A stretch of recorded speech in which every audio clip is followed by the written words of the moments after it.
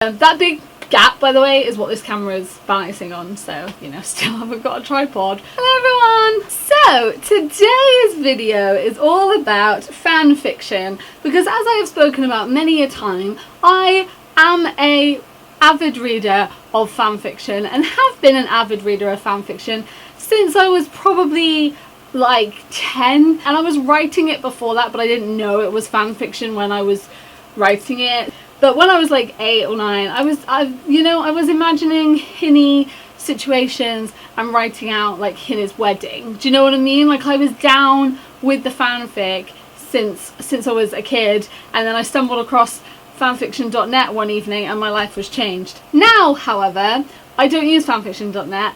I use AO3, this lovely website here, which is great. It has a great filtering system. I say great.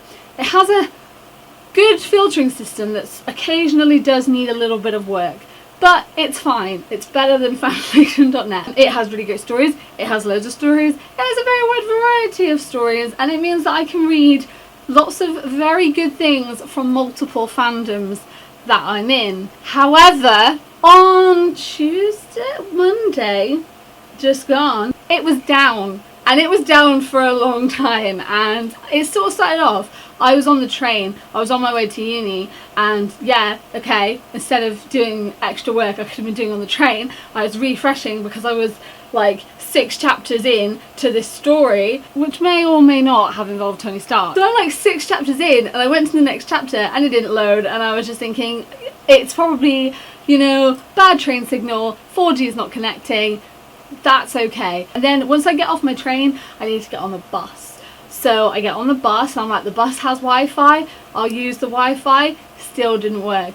I was at uni all day, and I'm just I'm refreshing, I'm like, type in this assignment, and then I'm refreshing, and I'm looking, and I'm going, and you know what, it was off for a while. I met one of the people that is on my course at uni, and they were like, why do you keep checking your phone, like what's going on? And I explained, and they're not really like a fan fiction-y person, because I have people in my life that I would feel 100% comfortable being like, I read fan fiction all the time, and it's this amazing thing, and I ship these people and these people and these people, and this is what I like to read about, blah blah blah blah. There are other people that it's not that I'm ashamed of it, it's just they don't really get it, so when you try and explain it, it sounds weird, and I just sort of didn't really want to get into it, so I was just like, fanfiction, ever heard of that? And then they were like, yeah, you could just read some real books now, which, you know, shows how much they don't really know me, because I know what real books are. And it got me thinking, is fanfiction real reading? Now, I think we all know that I'm going to be like, yeah, it does. But I'd like to argue that. I can understand why people might think it's not, because it's not published works. I guess like the characters and like the general thing is like not an original thing. Like Harry Potter in fanfiction is not an original character because he is Harry Potter. You get me?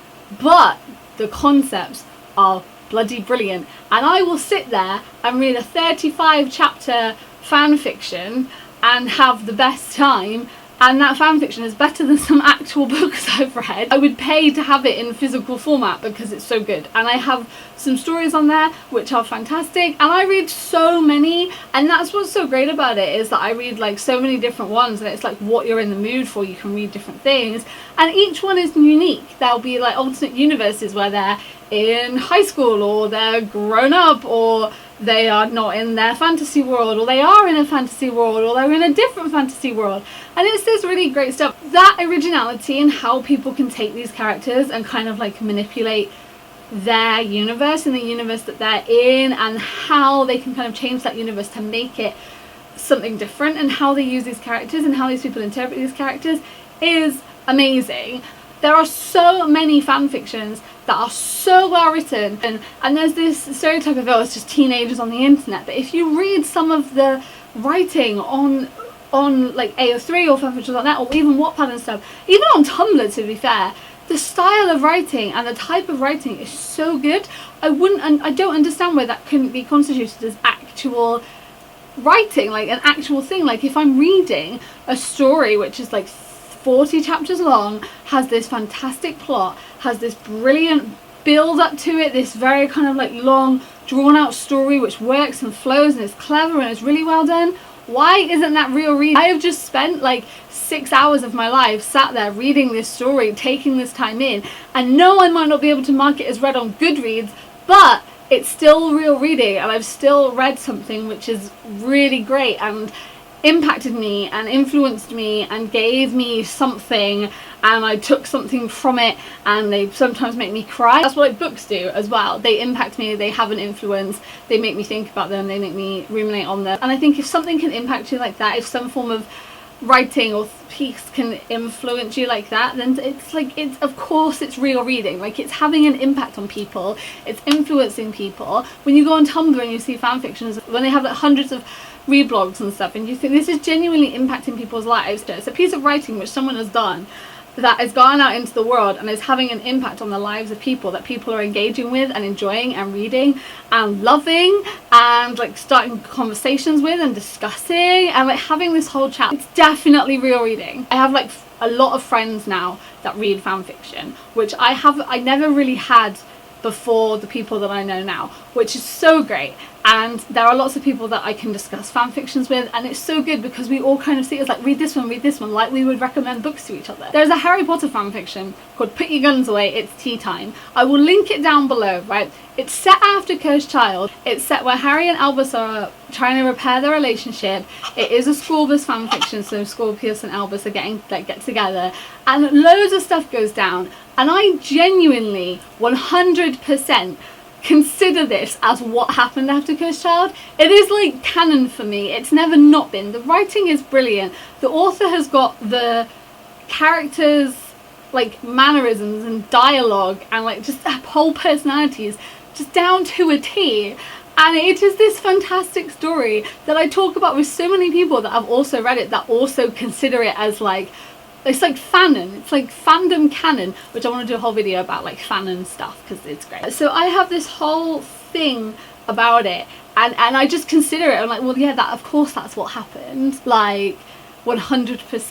And like sometimes I remember quotes from it, and then I have to kind of be like, okay, it's not actually in Harry Potter. Like, it's such a good quote that they would definitely say, but it's not in it. So I think if something can impact that and have such a big discussion and have such a kind of big influence surrounding it, and it impacts so many people can be like, yeah, well, I think this, and I have this discussion about it, or no, this wouldn't happen, or yes, this would happen. And to create like such a big debate and to be influencing people, even if it is just something that's online, that's so good. These stories, even though the characters aren't original characters, the story behind them and the story that they're in is so great and so original and so clever that I bloody love it. And yes, I definitely do think it considers as real reading, and I wish there was either on Goodreads or some platform where it could go towards my yearly reading challenge, because I've read multiple 40 chapter fan fictions this year. I have probably read more